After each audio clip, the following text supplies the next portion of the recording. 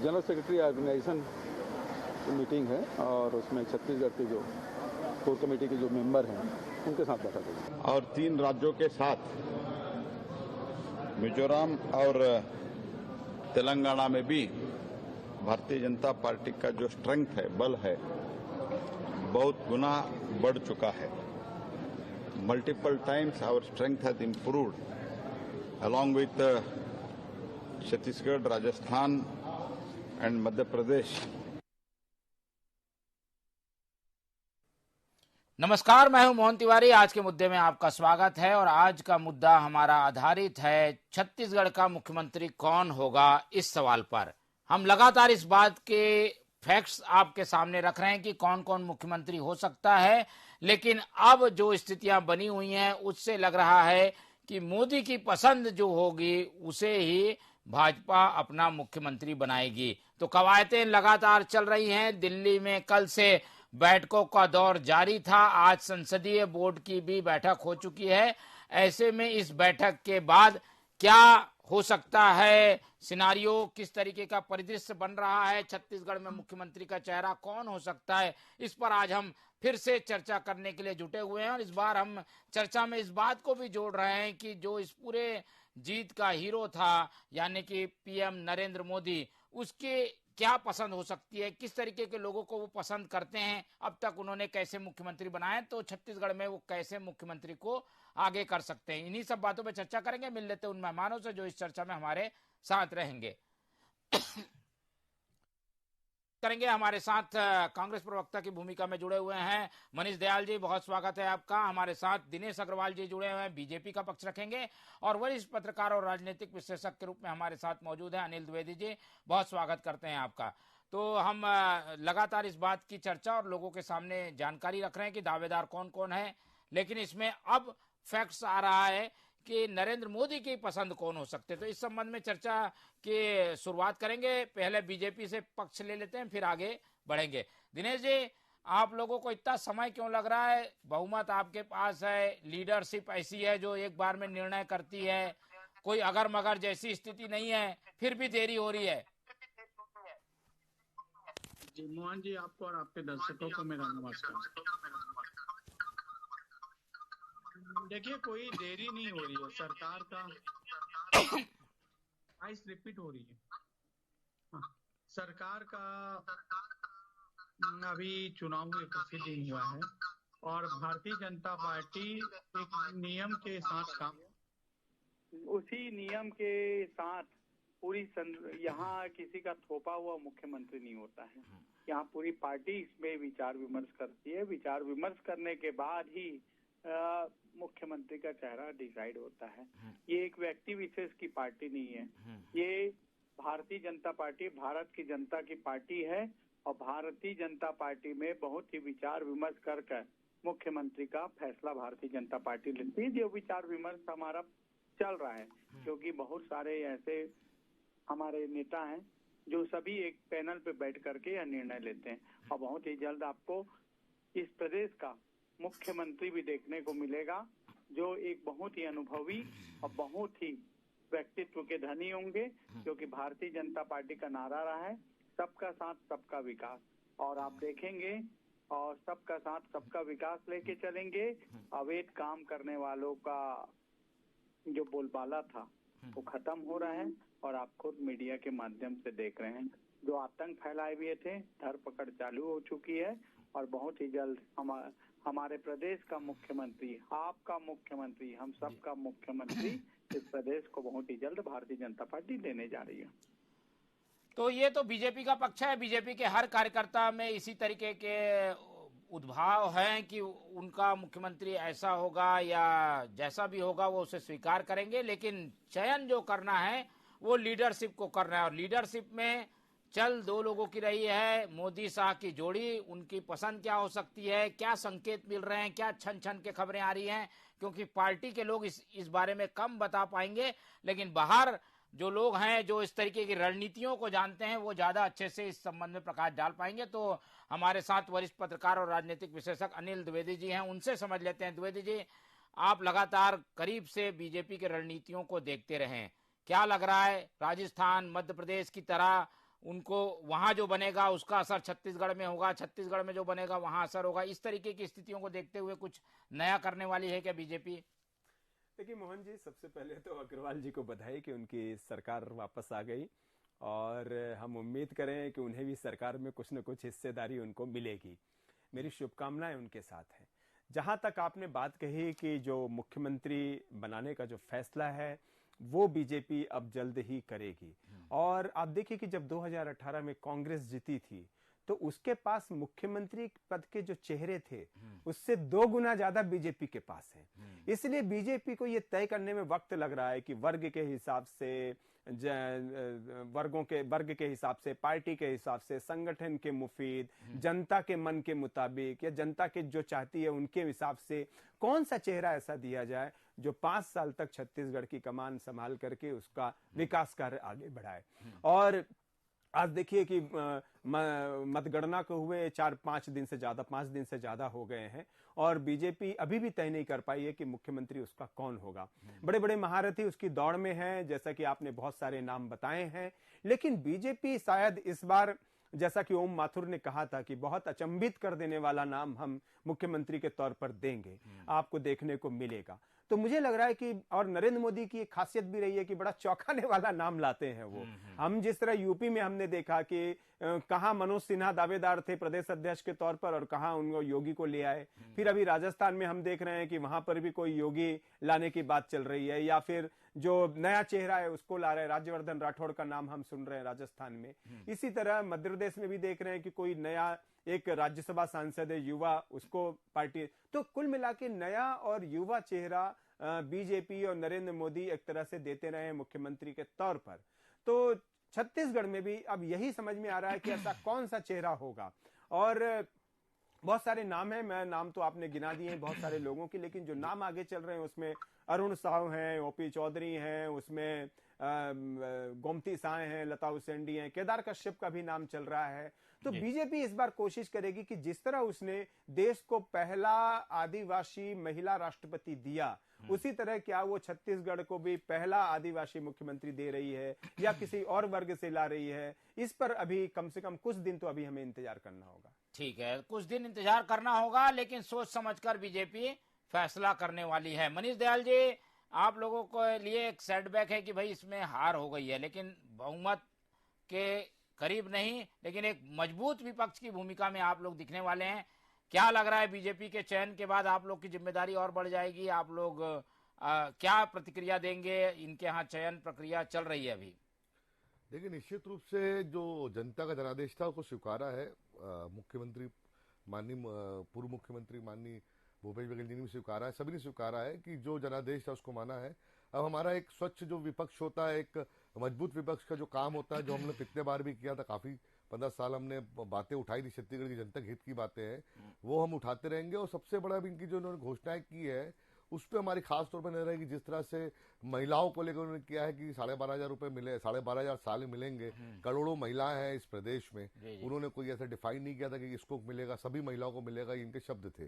तो अभी देखना है कि कितने महिलाओं को देते हैं। हमारा काम रहेगा कि इनकी जो योजना है, जो जनहित की योजना है, उसको हम कहीं ना कहीं दबाव डाल के पूरा कराए, ताकि उसका बेनिफिट जो है छत्तीसगढ़ की जनता को मिले। जिनके वादे हैं वो पूरे कराएं, समय समय पे वादे करेंगे तो अप्रिशिएट भी करेंगे, नहीं करेंगे तो उसके खिलाफ हम खड़े भी रहेंगे। और रही भाई मुख्यमंत्री चयन की जो बात है, वो उनकी पार्टी का अंदरूनी मामला, लेकिन चूंकि अब एक हिस्सा है आज का, तो उस पर मैं अपनी जो राय है एक मैं वो देना चाहता हूँ कि देखिए क्या होता है, कभी कोई चुनाव होता है तो उस चुनाव का परिदृश्य अधिकतर प्रदेशों में, चाहे भारतीय जनता पार्टी हो चाहे कांग्रेस हो, जो वहां के जो प्रमुख जो नेता जिसके नेतृत्व में चुनाव लड़ाता है, सबसे पहला महत्व उसको दिया जाता है। अरुण साहू जी को ऐसे समय प्रदेश अध्यक्ष बनाया गया था जब वो उनकी पार्टी की स्थिति कभी खराब थी। 15 विधायक थे, 15 में भी 4-5 सक्रिय थे, बाकी 10 निष्क्रिय थे। उन्होंने घूम घूम के मेहनत की है, साहू समाज के लोगों को जोड़ा जो उनसे अलग हो चुके थे, और चुनाव के टाइम पे भी उनके खिलाफ काफी सारी सलाह मनीष जी, आपकी कांग्रेस की सलाह पता नहीं, मेरी सलाह नहीं है, लेकिन मेरा लगता है कि पहला अधिकार तो है वो अरुण साहू जी को मिलना चाहिए। आऊंगा दिनेश जी, आऊंगा। पहले हमारे साथ वरिष्ठ पत्रकार बाबूलाल शर्मा जी भी जुड़ गए हैं, उनका भी एक फीडबैक ले लेते हैं ताकि हमको और अच्छी जानकारियां मिल पाए, क्योंकि ये अभी कयास ही है नाम जो हम बता रहे हैं। बाबूलाल जी, आपके पास क्या इनपुट आया है? आप क्या आकलन कर पा रहे हैं नए मुख्यमंत्री के नाम पर? देखिए, जितनी घोषणाओं के माध्यम से दोनों दलों ने अपनी चुनौतियां स्वीकार की थी, कांग्रेस सफल नहीं हुई, भारतीय जनता पार्टी सफल हुई, लेकिन योजनाएं जितनी हैं उसका जो भार है वो चुनौती के रूप में सामने है। ऐसे ही समय में जब इतनी चुनौतियां स्वीकार कर रही है तो मैं समझता हूं कि किसी अनुभवी व्यक्ति, योग्य व्यक्ति को जो है, जिसको प्रशासनिक अनुभव मौजूद हो जिसके पास में, जी। उसको जिम्मेदारी दी जानी चाहिए, मेरी अपना विचार है, ताकि वो 6 महीने जो लोकसभा के चुनाव 2024 के होने वाले हैं उस तक जो है ऐसी स्थिति परिस्थिति प्रदेश में बना सके ताकि सारी की सारी सीटें लोकसभा की जो है वो भारतीय जनता पार्टी को मिल सके। उसका माहौल बनाने के लिए जो है एक अनुभवी मुख्यमंत्री की जरूरत है। उस स्थिति में हम देखेंगे तो डॉक्टर रमन सिंह एकमात्र ऐसा चेहरा है जो पूरे प्रदेश में जाना जाता है, प्रदेश में पहचाना जाता है। और भी बहुत सारे दावेदार हैं जिनके नाम आप लोगों ने लिए हैं। तो ये प्रयोगधर्मी पार्टी है, भारतीय जनता पार्टी जो प्रयोगधर्मी पार्टी है, वो कहीं भी किसी को भी कुछ भी कर सकती है। ये चौंकाने वाला निर्णय भी लेती है। खट्टर साहब का उदाहरण है, हिमाचल प्रदेश में उदाहरण है, कई जगह ऐसे उदाहरण है कि अचानक कोई चीज, नोटबंदी के उदाहरण है, उन्हें अचानक कोई चीज प्रयोग के रूप में ये करने की आदी रही है भारतीय जनता पार्टी। इसलिए ऐसा भी लगता है कि कोई ऐसा नया चेहरा आएगा जो हम या आप कोई भी सोच भी न पा रहे हो, वैसा नाम सामने आ जाएगा और वो मुख्यमंत्री बन जाएगा। मगर मेरा व्यक्तिगत विचार ये है, इस वक्त जो है बड़ा बोझ है चुनौतियों का, इसलिए किसी अनुभवी को मुख्यमंत्री बनाएंगे ऐसा मुझे लगता है, जो प्रशासनिक अनुभव रखता हो। नहीं, प्रशासनिक अनुभव जो पहले का रखता हो, यानी सीधे एक तरीके संकेत बाबूलाल जी ये कर रहे हैं कि रमन सिंह, पर क्या हो पाएगा? क्या एडाप्टेशन इसको एडाप्ट करेगी क्या? इस तरीके की सलाह तो कई आ रही है, आपको क्या लगता है? मोदी की कार्यशैली में है कि पुराने लोगों को मौका दे दे, फिर वसुंधरा भी मांग करेगी, फिर शिवराज भी मांग करेंगे? मैं एडाप्ट करने की बात कहीं भी नहीं कह रहा हूँ, न मैंने कोई निर्देश दे रहा हूँ, न कोई सलाह दे रहा हूँ। मैं तो एक अपना विचार व्यक्त कर रहा हूँ। बिल्कुल। जहां तक मैं समझता हूँ प्रशासनिक अनुभव का मेरा जो कहने का अर्थ है वो कई मायनों में आप डाइवर्ट कर सकते हैं कि रमन सिंह से पूछ करके किसी को मुख्यमंत्री बनाया जाए जो उनका आदमी हो, ताकि रमन सिंह का भी सपोर्ट जो है, प्रशासनिक अनुभव का जो सपोर्ट है वो उस मुख्यमंत्री को मिल सके। वो ओपी चौधरी भी हो सकते हैं, विष्णुदेव साहब भी हो सकते हैं, अरुण साहब भी हो सकते हैं, वो तीनों जो है उनके अपने आदमी हैं, उनके अपने बनाए हुए थे। इसलिए जो है मेरा कहने का प्रशासनिक अनुभव का वो था कि रमन सिंह जिसको साथ दे, या खुद रमन सिंह बने या रमन सिंह जिनको साथ दे।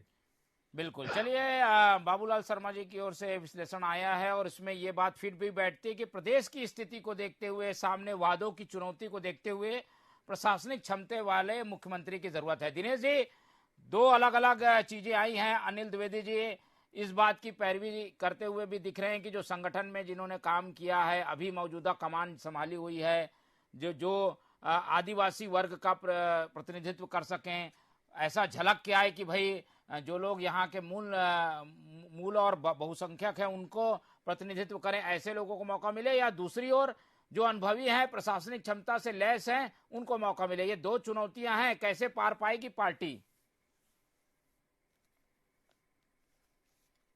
क्योंकि जनता ने अपना फैसला सुनाया है और वो फैसला पहुंच चुका है आपके पास। एक पार्लियामेंट बोर्ड है, जो भी फैसला लेगा वो प्रदेश हित में फैसला लेगा, इस देश हित में फैसला लेगा, आपके हित में फैसला लेगा, और बहुत ही जल्द वो फैसला आप लोगों के पास आने वाला है। कुछ ही समय की देरी है और बहुत ही जल्द आपको एक योग्य, अनुभवी और सबको साथ में लेने वाला व्यक्ति इस प्रदेश का मुख्यमंत्री बनेगा, जो सबका साथ सबका विकास करेगा।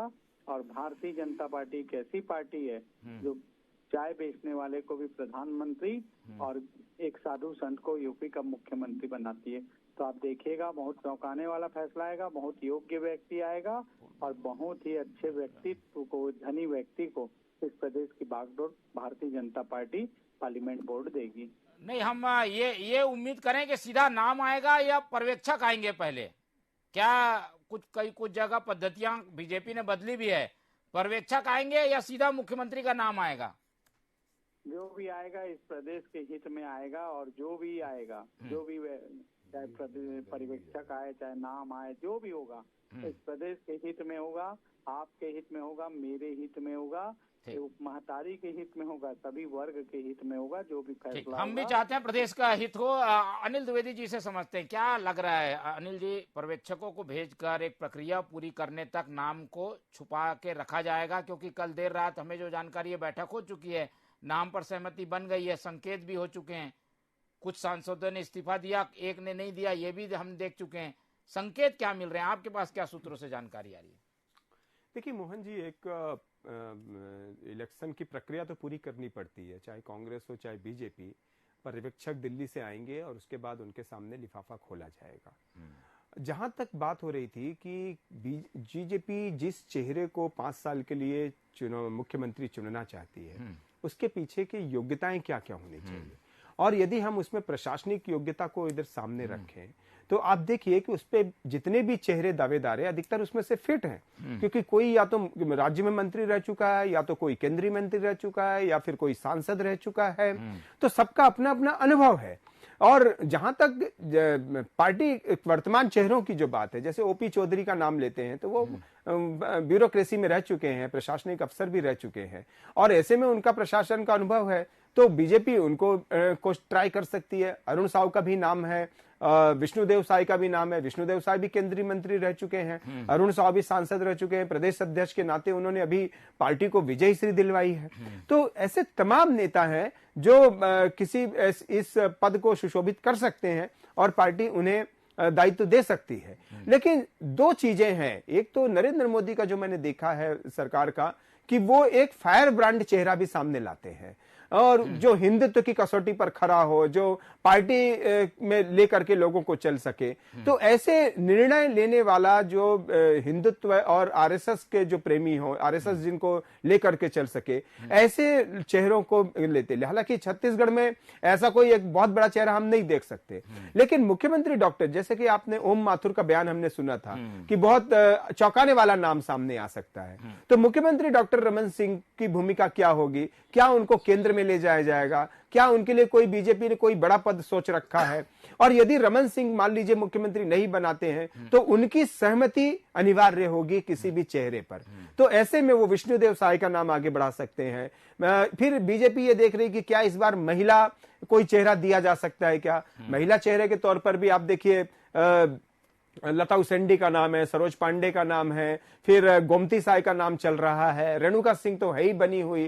तो इस तरह से नामों पर चर्चा चल रही है। तो हिंदुत्व के हिसाब से जो बीजेपी के जो एजेंडे हैं, उस पर कोई चेहरा फिट बैठेगा क्या? आरएसएस की पसंद कौन सा चेहरा हो सकता है? ये सारे समीकरण तय होंगे, और इसलिए पर्याप्त समय है, अभी कोई जल्दबाजी नहीं है सरकार के गठन होने में।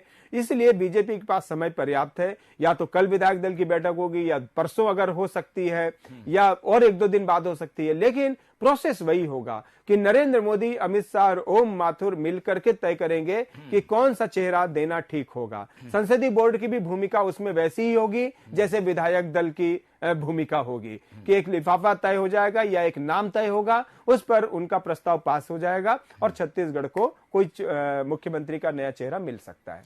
बिल्कुल, तो एक प्रक्रिया अपनाई जाएगी, और तब तक ये जो नाम है वो एक तरीके से बंद रैपर में पैक कहीं रख दिया गया है। कुछ लोगों को हो सकता है कि उसकी गंध मिल जाए, उसका सूत्र मिल जाए, लेकिन अभी नाम की घोषणा नहीं होगी। ऐसी अब तक की प्रक्रिया रही है। बाबूलाल शर्मा जी की ओर रुक कर लेते हैं। शर्मा जी, आदिवासी वर्ग का भी एक बड़ा नाम चल रहा है, और बार बार ये बात आती है कि आदिवासी वर्ग से होगा सीएम। इसकी कितनी संभावना आप देख पा रहे हैं, और ये भाजपा को क्या फायदा पहुंचाएगा क्या? आदिवासी मुख्यमंत्री अध्यक्ष तो कई बार दे चुकी है भाजपा आदिवासी। देखिए, फायदा तो पहुंचाएगा। आदिवासी क्षेत्र से इनको ज्यादा से ज्यादा 24 सीटें जो है, 22 सीटें जो है इनको मिली हैं। निश्चित रूप से उसका प्रतिनिधित्व हो सकता है, इसमें कोई दो राय नहीं है। और रमन सिंह की माने पसंद को अगर ध्यान दिया जाएगा तो भी आदिवासी चेहरा विष्णुदेव साय का सामने आ सकता है। और निश्चित रूप से जो है ये फायदेमंद तो है, लेकिन मैंने जो बात कही है उसको आप ध्यान से समझिए। प्रशासनिक अनुभव, कड़ा अनुभव, जिसको तत्काल सारी योजनाओं का लागू करना, महतारी वंदन योजना को इम्प्लीमेंट करना, और बहुत सारी जो योजनाएं दी जो तत्काल की बोनस देना 25 दिसंबर को, और भी बहुत सारी योजनाओं को जो है वो देखना। और पिछली पिछली सरकार की जो छूट वाली चुनौतियां हैं, बिजली बिल हाफ वाला चुनौतियां हैं, उसको छोड़ना या पकड़ना, ये बहुत बड़े बड़े निर्णय जो है उनको पहले ही महीने में लेना है।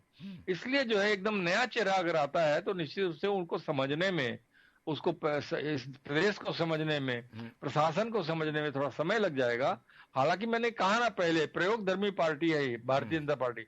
ये विचार नहीं करती कि क्या होगा क्या नहीं होगा, ये कर देती है जो करना होता है और फिर उसका रिजल्ट आते रहता है, तो वो अलग बात है। लेकिन मेरा मत है कि अभी प्रशासनिक अनुभव वाला व्यक्ति ही बहुत सटीक बैठेगा और वही जो है ये 1 महीने के अंदर में जो है ये सारी योजनाओं को धरा पर ला सकेगा, इसका एक रास्ता बना सकेगा और जो योजनाएं इन्होंने दी है, जो घोषणाएं की है, उसको इम्प्लीमेंटेशन की तरफ बढ़ाने का एक पिक्चर, एक ऑरा बना देगा, ताकि जनता को लगेगा कि भारतीय जनता पार्टी ने जो कहा था वो कर दिया। इसलिए जो है अनुभवी व्यक्ति की जरूरत है। अनुभवी व्यक्ति की जरूरत है, लेकिन कई तरीके के समीकरणों को भी देखकर मुख्यमंत्री के नाम की घोषणा की जाती है और राजस्थान में कौन होगा, मध्य प्रदेश में कौन होगा, इस पर भी काफी हद तक निर्भर करेगा कि छत्तीसगढ़ में किस वर्ग से कौन मुख्यमंत्री हो सकता है। और जैसे कि जानकारी आ रही है कि सीनियर का उपयोग केंद्र में भी किया जा सकता है, तो वसुंधरा और शिवराज सिंह चौहान और साथ में रमन सिंह के नाम केंद्रीय स्तर पर प्रयोग किए जाने वाले नामों में शामिल हैं। एक बार दिनेश अग्रवाल जी का रुख कर लेते हैं। दिनेश जी, कार्यकर्ताओं की क्या मंशा है? कार्यकर्ता किस तरीके के अब लीडर की उम्मीद रख के चल रहा है? क्या मन में है कार्यकर्ताओं के? आपके पास फीडबैक आती होगी, आप बताइए, अपनी व्यक्तिगत राय भी बताइए और कुछ जानकारियां आ रही होंगी आपके पास, वो राय भी बताइए। वो है कमल फूल को जिताना और भारतीय जनता पार्टी की सरकार बनाना। सरकार बन चुकी है और हमारा केंद्रीय नेतृत्व जो भी राय लेगा, जो भी होगा, वो हम कार्यकर्ताओं के हित में होगा, इस प्रदेश के हित में होगा, जनता के हित में होगा।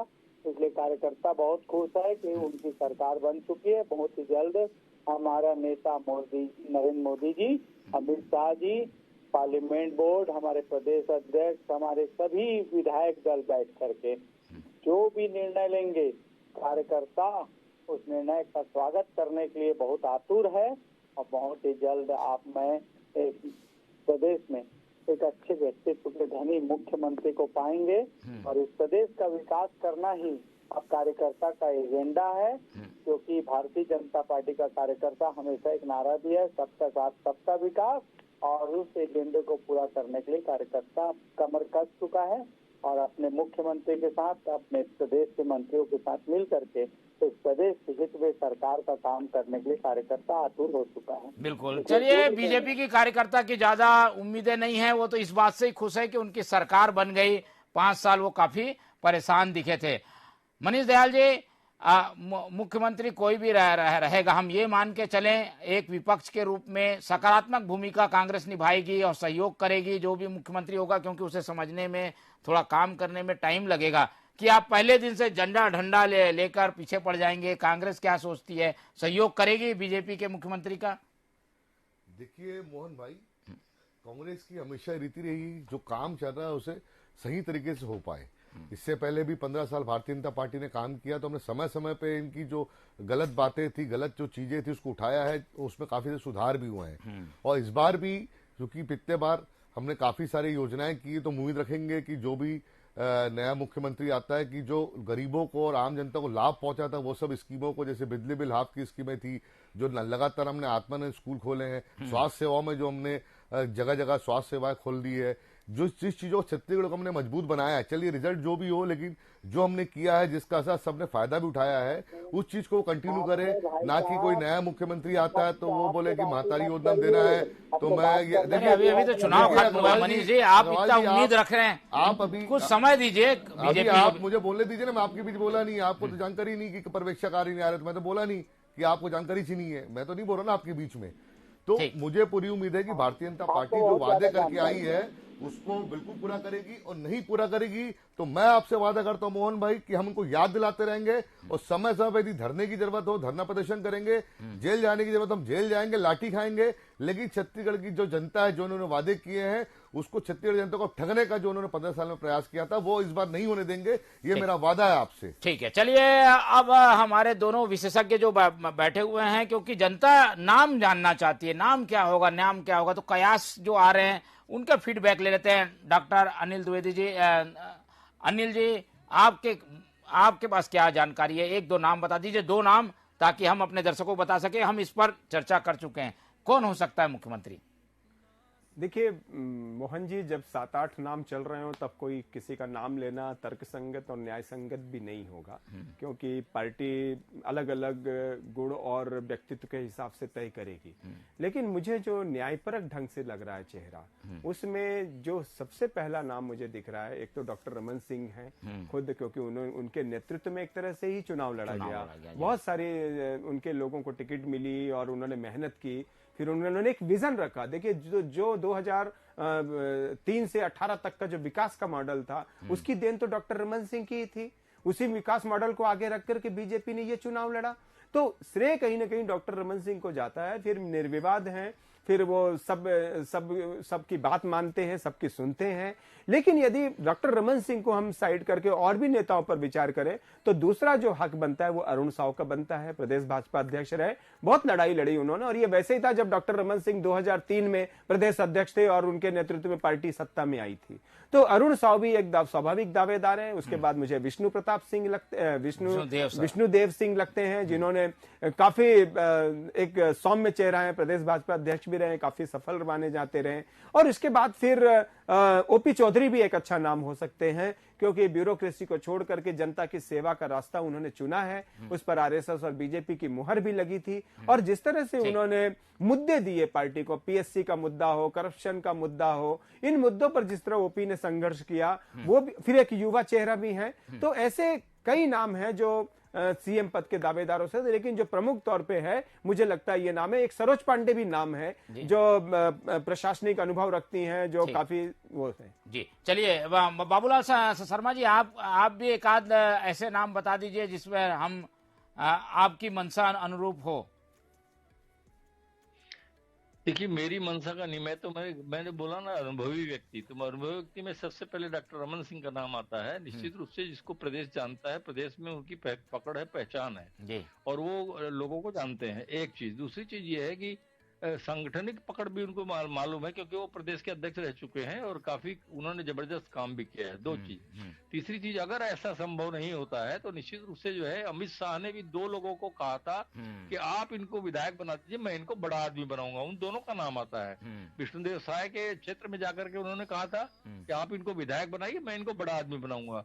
और ओपी चौधरी के यहाँ भी कहा था कि आप इनको विधायक बनाइए, मैं बड़ा आदमी बनाऊंगा। वो बड़ा आदमी मुख्यमंत्री का पद है या वो मंत्री का पद है, ये मैं अभी नहीं कह सकूंगा, लेकिन प्रशासनिक अनुभव के नाम पर डॉक्टर रमन सिंह और ओपी चौधरी प्रशासनिक अनुभव रखते हैं।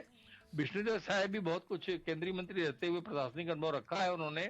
ये 3 नाम जो है मेरे दिमाग में ऐसे हैं जो मुख्यमंत्री की योग्यता रखते हैं।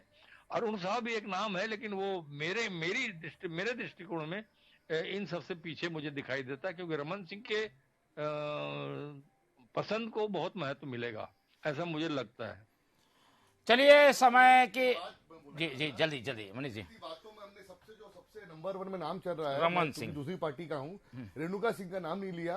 सबसे ज्यादा प्रशासनिक अनुभव उनको है, केंद्र की राज्य गृह मंत्री है, और जिस तरह से कह रहे थे नया मंत्री हो, तो छत्तीसगढ़ पहली बार कोई आदिवासी मुख्यमंत्री बनेगी, कोई महिला, तो ये भी एक नाम मुझे लगता है कि काफी आगे है। चलिए, कांग्रेस की भी ये सलाह है अपनी जगह पर, लेकिन जो चर्चा का एक माहौल बना हुआ है, उसमें जो नाम चर्चा में थे, उसके पीछे के कारण क्या थे, उन सब बातों को आज हमने चर्चा में लाया। और हम उम्मीद करते हैं कि 1-2 दिन की बात है, हो सकता है कि कल ही नाम सामने आ जाए, पर्यवेक्षक नाम लेकर आज रात को निकलें, कल पहुंचे, बैठक लें, ऐसी भी जानकारी आ सकती है। फिलहाल इस पूरी चर्चा में हमारे साथ डॉक्टर अनिल द्विवेदी जी जुड़े, उनका बहुत बहुत धन्यवाद। हमारे साथ मनीष दयाल जी ने समय दिया, बहुत धन्यवाद। डॉक्टर दिनेश अग्रवाल जी हमारे साथ थे, उनका बहुत धन्यवाद। और बाबूलाल शर्मा जी समय दिए, उनका बहुत धन्यवाद। तो चारों मेहमानों का धन्यवाद करते हुए ये चर्चा यही खत्म करते हैं, और आप लोग से उम्मीद रखते हैं कि देखते रहिए TV24। रखिए अपना बहुत ख्याल। नमस्कार।